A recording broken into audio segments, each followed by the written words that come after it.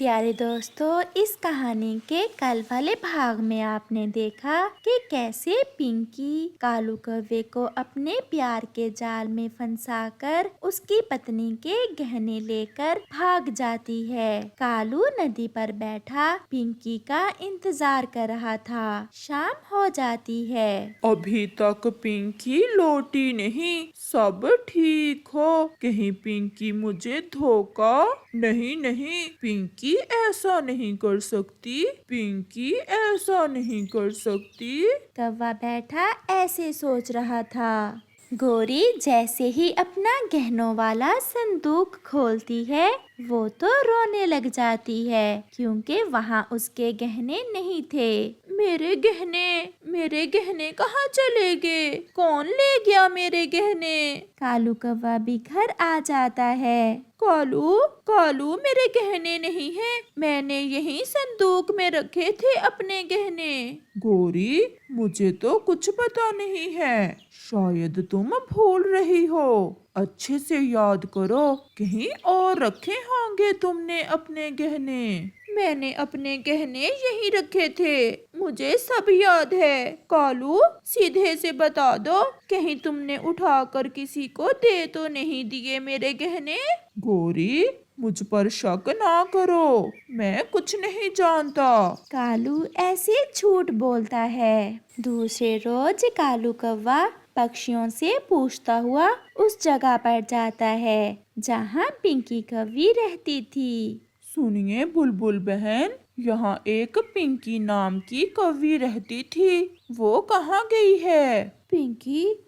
वो तो सागर वाले जंगल से चोरी करते पकड़े गई है। वो और उसका पति एक नंबर के पक्के चोर हैं। पति का सुनकर कालू की तो सांस ही रुक जाती है। क्या उस कौवी का पति भी है? तो और क्या, तुमसे जवान है उसका पति। पिंकी, तुमने मुझे धोखा दिया, मेरे प्यार का मजाक उड़ाया और मेरी पत्नी के गहने भी लेकर भाग गई। तुमने क्यों किया? ऐसा क्यों किया?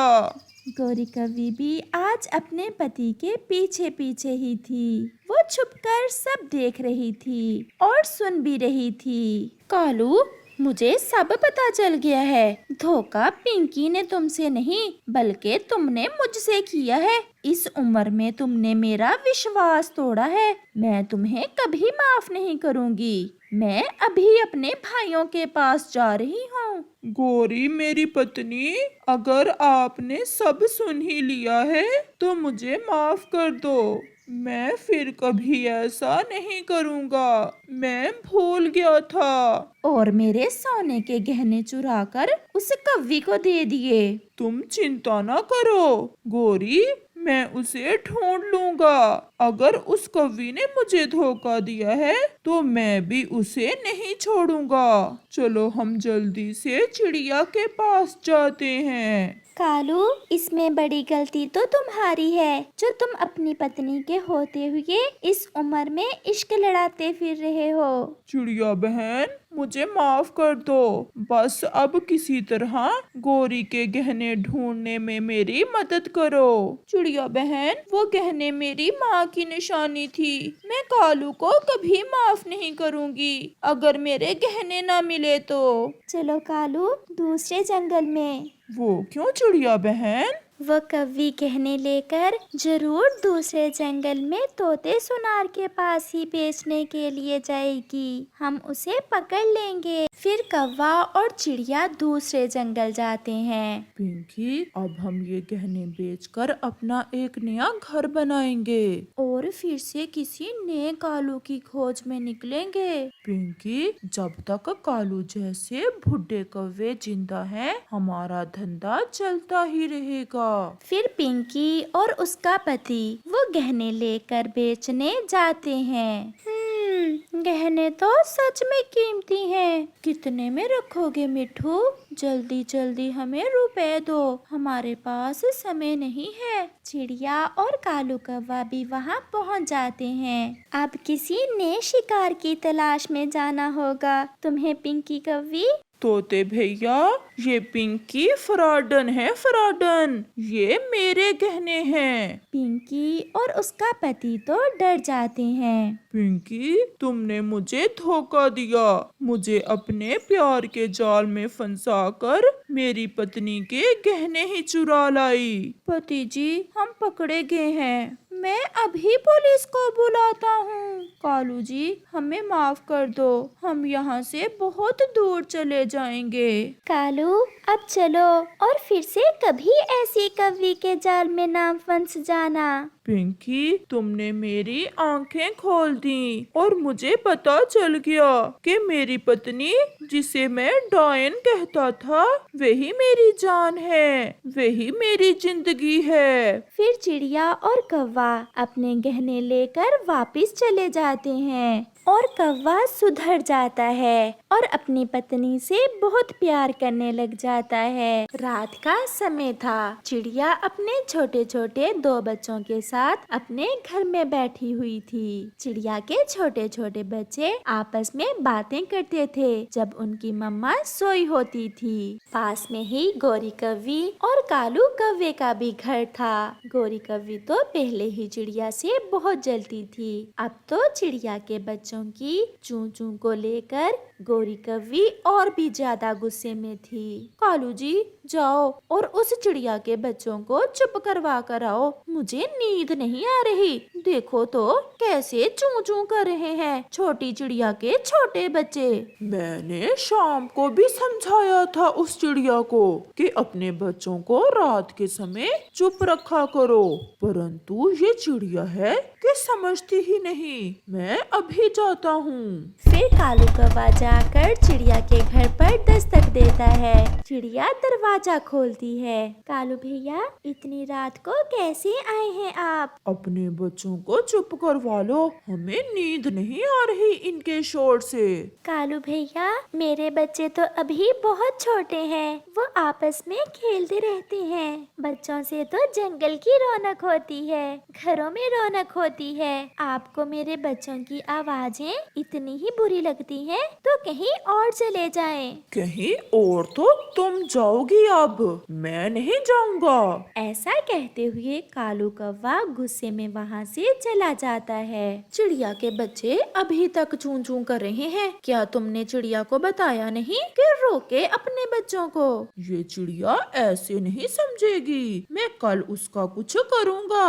कालू कौवा सारी रात चिड़िया के बारे में ही सोचता रहता है कि कैसे चिड़िया को वहाँ से भगाए। फिर सुबह हो जाती है और कालू कौवा अपनी पत्नी से कहता है, गोरी, आज मैं जंगल के पास वाली इंसानों की बस्ती में जा रहा हूँ उस चिड़िया का कोई बंदोबस्त करने। मैं शाम को लौटूंगा।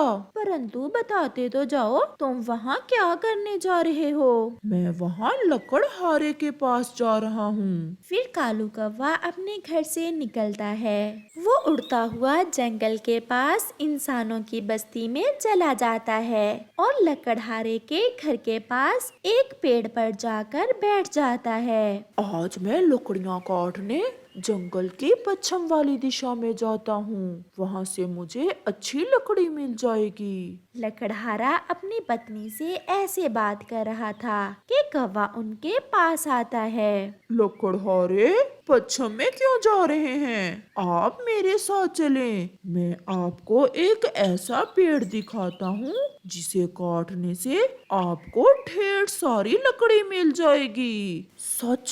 क्या तुम सच कह रहे हो कौवे? तो और क्या, मेरे घर के पास में ही है वो पेड़।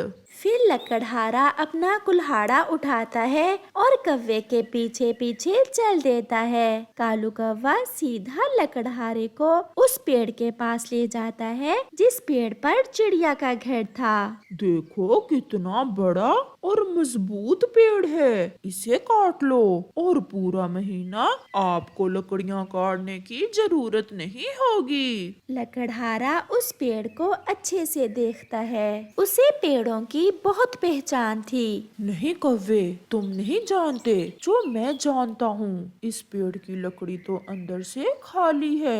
ये लकड़ी तो मेरे काम की नहीं। हाँ, ये पेड़ मेरे काम का है। नहीं नहीं लकड़हारे, इस पेड़ पर तो मेरा घर है। इसे ना काटना, मेरा घर टूट जाएगा।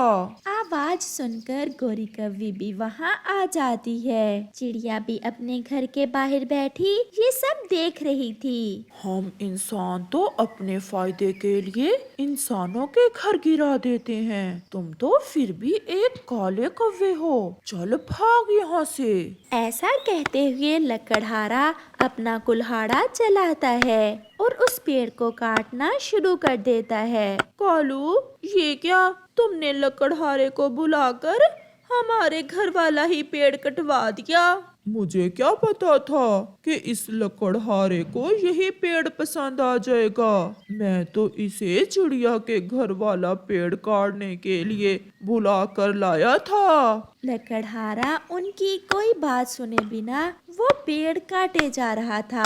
चिड़िया कौवों के पास आती है। मुझे बेघर करना चाहते थे ना तुम, देख लो भगवान ने तुम्हें ही बेघर कर दिया। मेरे बच्चों की चूं चूं से तंग थे। अब किसी वीराने में जाकर अपना घर बनाना जहाँ कोई दूसरा पक्षी ना हो।